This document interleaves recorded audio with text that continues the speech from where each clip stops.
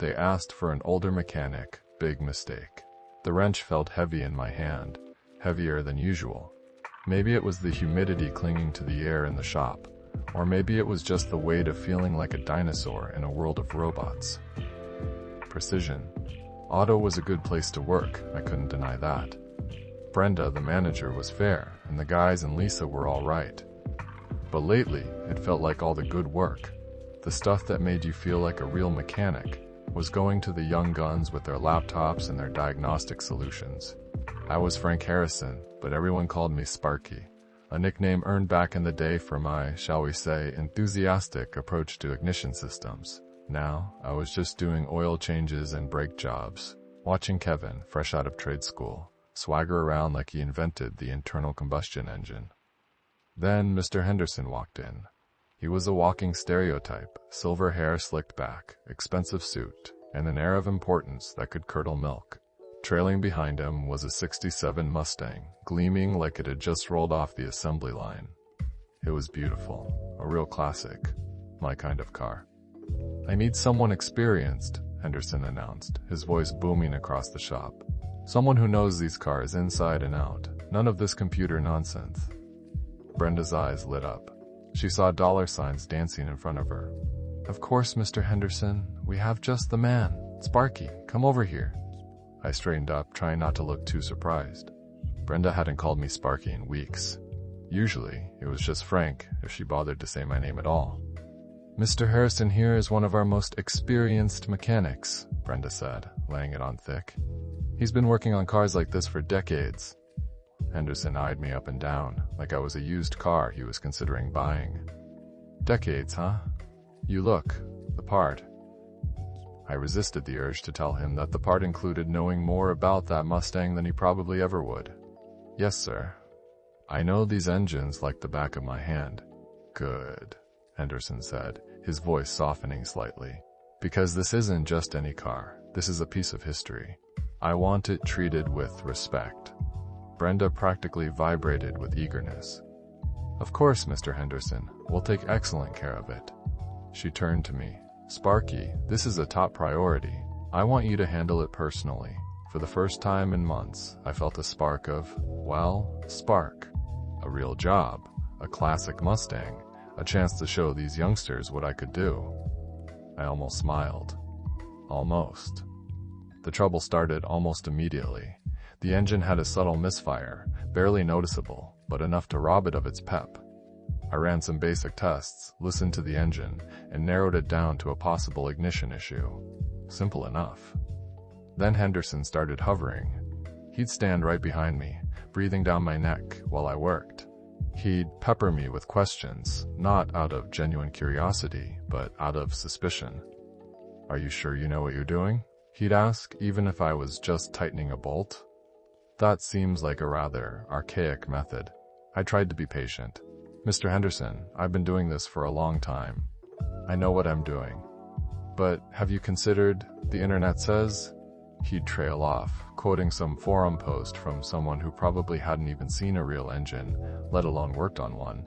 He questioned everything. The tools I used, the parts I ordered, even the way I held the wrench. He insisted on using a specific brand of spark plugs, a brand I knew was completely wrong for the engine. "These are the best," he declared, holding up a box like it was the Holy Grail. "I read all about them online." "Mr. Henderson," I said, trying to keep my voice level, "those plugs are designed for modern engines. They won't work properly in this Mustang." "Nonsense," he scoffed. "Technology has advanced. They're better in every way." I sighed. "Look, I understand you're concerned, but I've worked on these engines for years. I know what they need." He narrowed his eyes. "Are you saying I don't know what I'm talking about?" I took a deep breath. This was going to be a long job. That evening, I vented to Sarah over dinner. "He's driving me crazy, Sarah. He doesn't trust me. He's constantly second-guessing everything I do. I swear, if he tells me one more thing he read on the internet." Sarah, bless her heart, listened patiently. She knew how much I loved working on cars, how much it meant to me to feel like I was still useful. "Just try to be patient, Frank," she said, squeezing my hand. "He's probably just nervous about his car. It means a lot to him." I know, I said, but it's hard when he treats me like I'm an idiot. Meanwhile, back at the shop, Kevin was watching with a smug grin. He saw Henderson's frustration, saw Brenda's concern, and saw an opportunity. He started subtly planting seeds of doubt in Brenda's mind. "You know, Brenda," he said one afternoon, "that Mustang is taking a long time. We could have diagnosed that problem in an hour with the new scanner." Brenda, ever conscious of efficiency, started to look worried. "Is Sparky having trouble?" "Well, he's using some old-fashioned methods," Kevin said, carefully choosing his words. "I'm not sure they're the most effective way to solve the problem." Brenda chewed her lip. She knew I was a good mechanic, but Henderson was a valuable client. She couldn't afford to lose him. The next day, Henderson was back, even more insistent than before. He'd brought a timing light, one of those fancy digital ones.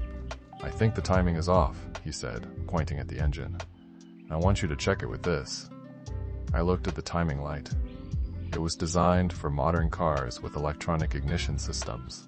It wouldn't even work on the Mustang's old-school distributor.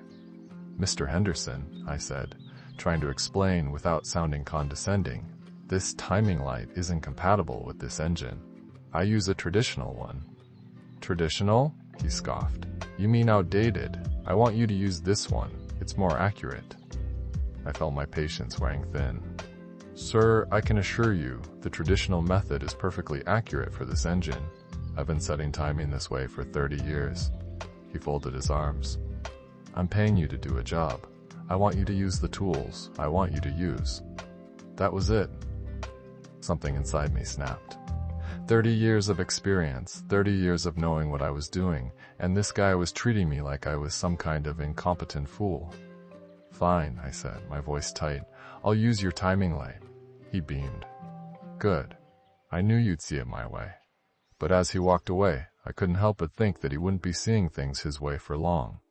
I spent the next hour pretending to use Henderson's timing light. I hooked it up, watched the numbers flash, and nodded sagely. All the while, I was making tiny adjustments to the distributor, using my ear and my gut, just like I always had. Henderson watched, nodding along, convinced that his fancy timing light was working miracles. But I wasn't done yet.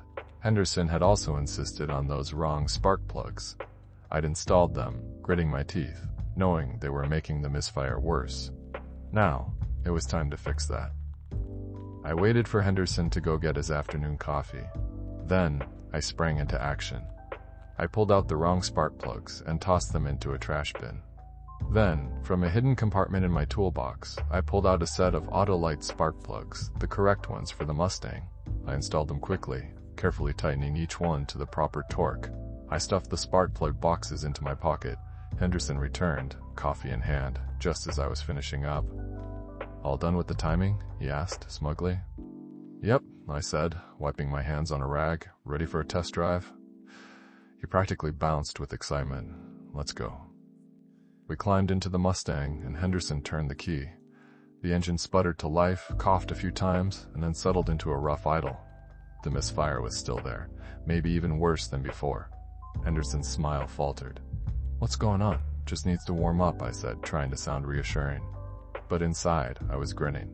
The old plugs were still in, making the car run bad. For now. We pulled out of the shop and onto the road. The Mustang chugged along, lacking power and sounding like it was about to stall. Henderson's face grew darker with each passing block. "I don't understand," he said, his voice tight with frustration. It was running so well before. I kept my mouth shut, waiting for the right moment. As the engine warmed up, the correct spark plugs started to do their job. The misfire began to smooth out. The engine started to purr, and the Mustang started to pick up speed. By the time we reached the highway, the engine was running perfectly. The subtle timing adjustment was also kicking in now that the new spark plugs were getting hot and working like they should. Henderson floored the gas pedal, and the Mustang leaped forward, its engine roaring with newfound power. He gripped the wheel, his eyes wide with disbelief. "What did you do?" he exclaimed, his voice a mixture of awe and confusion. "Just a little fine-tuning," I said, trying to sound nonchalant. "Sometimes these old engines need a little coaxing." He didn't say anything for a few minutes, just drove, his face lit up with a goofy grin. The car ran great. We drove back to the shop, and Henderson parked the Mustang with a flourish. He jumped out, practically radiating happiness. "That was incredible," he declared. "It's never run this well." "What did you do?" I shrugged. "Just a little bit of this, a little bit of that. Years of experience, you know?" He clapped me on the shoulder. "You're a miracle worker, Harrison. A true craftsman." He went inside to pay the bill, and Brenda came out, beaming. "Mr. Henderson is thrilled," she said. "He said you did an amazing job." She glanced at Kevin, who was standing nearby, looking deflated. "Maybe some of those old-fashioned methods aren't so bad after all," she said with a sly smile. Kevin just mumbled something under his breath and walked away. Henderson came out, paid his bill with a generous tip, and shook my hand again. "Thank you, Harrison," he said. "You've restored my faith in mechanics." As he drove away, I watched him go, a small smile playing on my lips. I hadn't just fixed his car. I'd fixed his attitude, too. That evening, I told Sarah the whole story, from Henderson's meddling to the spark plug switcheroo. She laughed until tears streamed down her face. "You didn't," she gasped. "I did," I said, grinning. "And it was glorious." "But what if he finds out?" she asked. "He won't," I said. "He's too busy bragging about how he knew all along." A few weeks later, Brenda called me into her office. "Sparky," she said, "I wanted to apologize. I was wrong to doubt you. You're a valuable asset to this shop, and I haven't been appreciating you enough." She paused. "I've been thinking about it, and I want you to take on more of the classic car restorations. You have a real talent for it." I nodded, trying not to look too smug. "I'd like that, Brenda." And then, she said something that really surprised me. "I was also thinking, maybe you could mentor some of the younger mechanics. Show them the ropes.